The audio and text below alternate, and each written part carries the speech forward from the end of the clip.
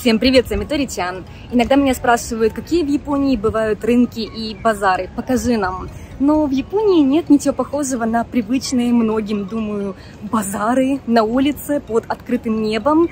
Здесь это большая редкость.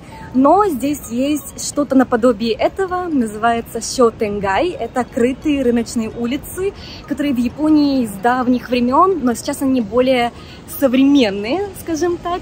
И сегодня я пойду в центр города на самую крупную такую улицу в Фукуоке и покажу вам, как же выглядят рыночные улицы в Японии, что можно купить, что сколько стоит и так далее. Так что идемте со мной. Сейчас мы находимся в центре города Фукуока. Здесь много вот таких вот рек и каналов, которые ведут в море. И вот это, например, самый обычный шоппинг-центр, шоппинг-молл с разными брендами и магазинами.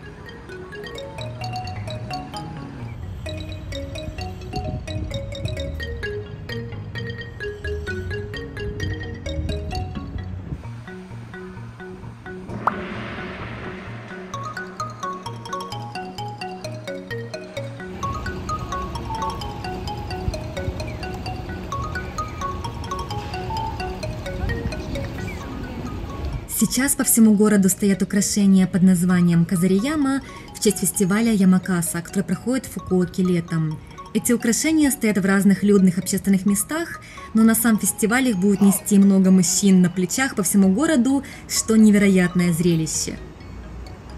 Здесь находится Накасу Кавабата Shopping Arcade, рыночная улица Накасу Кавабата, по которой мы сегодня пройдемся. Да, называется так же, как моя фамилия. Но иероглифы другие, так что в Японии много такого, что одинаково звучит, но при этом по-разному пишется. Еще одна Казарияма, такое огромное украшение. Сейчас они стоят по всему городу в самых таких популярных местах, как шоппинг-улицы, шоппинг-моллы, парки и так далее. И у каждого своя тематика. Например, эта Казарияма украшена в тематике турнира по водному спорту, который недавно проходил в Фукуоке. Вот так одеваются на праздник Ямакаса фестиваль. И мне очень нравится, что этот манекен такой ребенок европейского стиля. Торговые улицы часто украшают в честь разных сезонных праздников, поэтому сюда приходят не только за покупками, но и за праздничным настроением, на свидание или прогулку с семьей.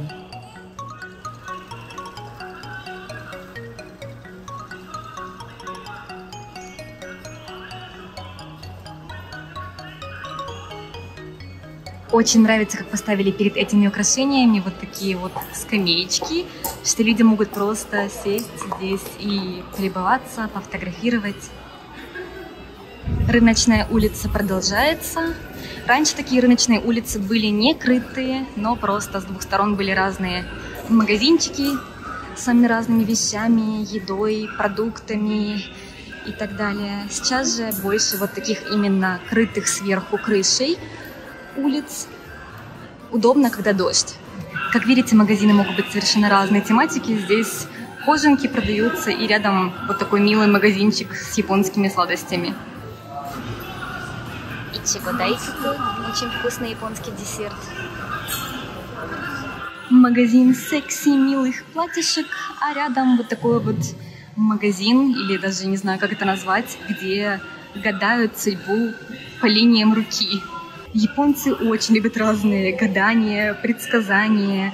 По линиям руки можно пойти, чтобы тебя почитали, твое будущее. И здесь хоть и не особо верят в разные гороскопы, но здесь верят в предсказания по группе крови. Вот, допустим, написано группа крови ABOAB. Это в Японии так 1, 2, 3, 4 группа крови. И по ней можно выбрать, какой у вас будет талисман для вас подходящий, или по гороскопу обычному. Допустим, я весы, вот это мои талисманы. Вот такие браслеты, амулеты из натурального камня. Маленькая местная раменная. Один рамен стоит 590 йен, что примерно 4-5 долларов за одну порцию. Магазинчик с чоучин, вот такие лампы из рисовой бумаги.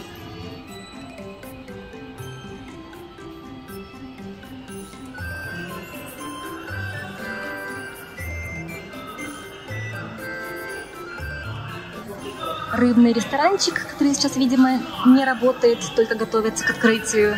Но здесь вот такие вот рыбки плавают, ждут своей участи. Смотрите, какой огромный монстр там плавает. Как это называется, рыба? О, у нее такие зубы. Ничего себе. Как видите, улица все не заканчивается. Я уже минут 15 по ней иду, и все еще продолжается. Очень много магазинов с такой вот довольно интересной одеждой. И в Японии обычно так не одеваются, не пугайтесь. Но есть такая культура гяру, это как стиль, когда девушки вот так вот довольно откровенно одеваются, и в принципе более такие они гяру, это называется на японском языке. Макияж довольно яркий, яркая одежда. И, возможно, это для них магазин. Это прямо что-то пахнет 70-ми годами.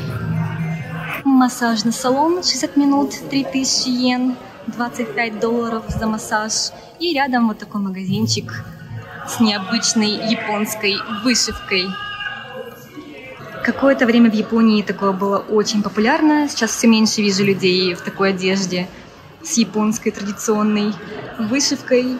Она немного в стиле якудза, если так говорить откровенно, потому что очень яркая вышивка с разными драконами, рыбами кой и так далее. Ой. Не уверена, хотела бы я такое себе, но смотрится очень интересно. Еще один магазинчик с разной обувью, начиная от кроксов и заканчивая более традиционной японской обувью, как вот такие вот таби и даже гетто. Если честно, я просто в шоке с того, насколько много людей на этой рыночной улице, потому что обычно в будний день в Японии вне Токио не так много людей, где я не была. А здесь прямо все так живо, очень много людей, трудно снимать даже. Несмотря на то, что это рыночная улица, фрукты здесь стоят столько же, сколько и в обычном магазине, но иногда в таких овощных лавках можно найти что-то интересное.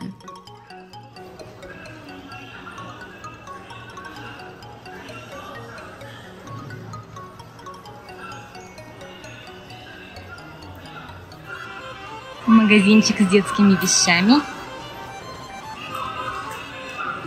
Милейшие детские юката. Такая традиционная японская одежда. Совсем для маленьких детей. Конечно же, тут также есть магазины с традиционной керамикой, где можно купить японский сервиз, чайнички и чашки для чая, тарелочки для соуса и подачи закусок и так далее. Я купила немного фруктов, прогулялась, но осталось еще одно место, куда я хочу сегодня зайти. Оно находится не на рыночной улице, но очень близко. И это магазин с гетто. Гетто — это японские традиционные тапки, лапти, обувь, сделанная из дерева.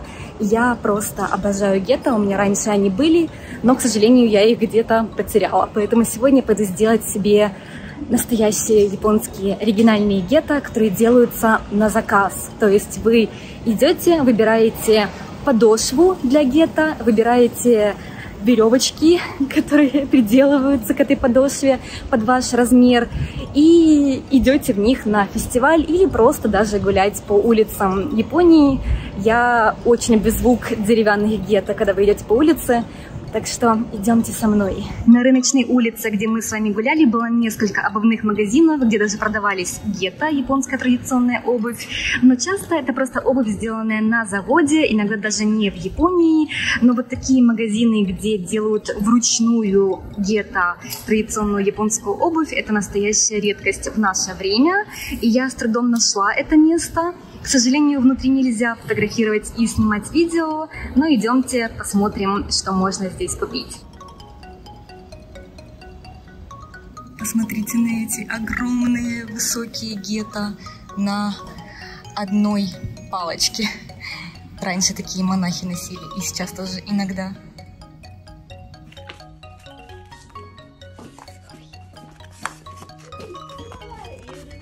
Ура! Я купила мои гетто. Конечно, они стоят недешево, в районе $100. на то чувство, что тебе сделали их на заказ. Мастер, который делает гетто из поколения в поколение, и их сделает тебе в дизайне, который тебе нравится, это просто незабываемо. Поэтому я очень довольна. А это мои гетто. Давайте покажу вам, что я купила.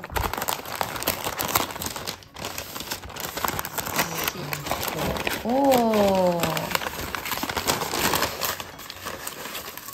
Вот такие. Вот такие вот гетто. Я выбрала себе вот такой черный узор, немного блестящий. В чем особенность таких шлепанцев гетто? Во-первых, есть много разных видов платформы. Есть сплошная, есть где только одна такая палочка. Это называется, кстати, зубы. 2 зуба у гетто. И вот такие чаще носят мужчины, но я спросила у девушки, которая была мастером, кто мне эти гетто сделал, и она сказала, что в наше время уже вполне себе нормально и популярно даже девушкам носить вот такие вот двузубые гетто, хотя более женственные тоже, конечно же, есть. И у гетто нет много разных выборов размеров, как у обычной обуви. Можно выбрать ширину гетто, это узкие, есть пошире, и также размер S, M, L, XL и так далее. То есть оно не будет точно под ваш размер, и в отличие от обычной обуви или обычных сандалий, ваши ноги должны слегка выступать, то есть оно не должно быть полностью на гетто, это считается неправильно, слегка пятка должна свисать с гетто. Так что, да, немного непривычно для европейцев, но вот такая японская обувь. И на ней ходить довольно трудно для тех, кто никогда не ходил в гетто, но если привыкнуть, то очень удобно. Как вы видите, это ничем не обработанное, довольно мягкое дерево, поэтому постепенно они снашиваются и спиливаются, вот эти зубы, до сюда. И обычно на этом этапе их выкидывают, но в наше время также можно принести вот этот ремешок, чтобы его приделали к новым гетто, как мне рассказали, поэтому это будет стоить дешевле в следующий раз, и также ремешок уже будет разношенный под вас и не будет так больно в них ходить в начале, потому что в начале, конечно, довольно больно ходить в такой обуви. Как видите, она не смотрится удобной, и так и есть, она не очень удобная.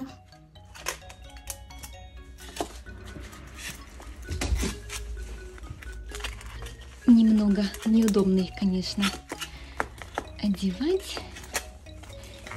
В наше время гетто часто носят на летних фестивалях, но также есть люди, как я, кто любит носить гетто как обычную повседневную обувь. По сравнению с обычными сандалиями, гетто не такие удобные, но они хорошо подходят к одежде в японском стиле, а также помогают установить осадку и баланс, потому что в них нужно ходить вот таким образом.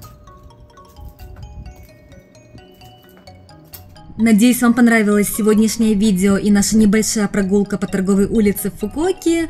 А что бы вы хотели купить на такой торговой улице? Жду ваших комментариев. Увидимся еще. Всем пока!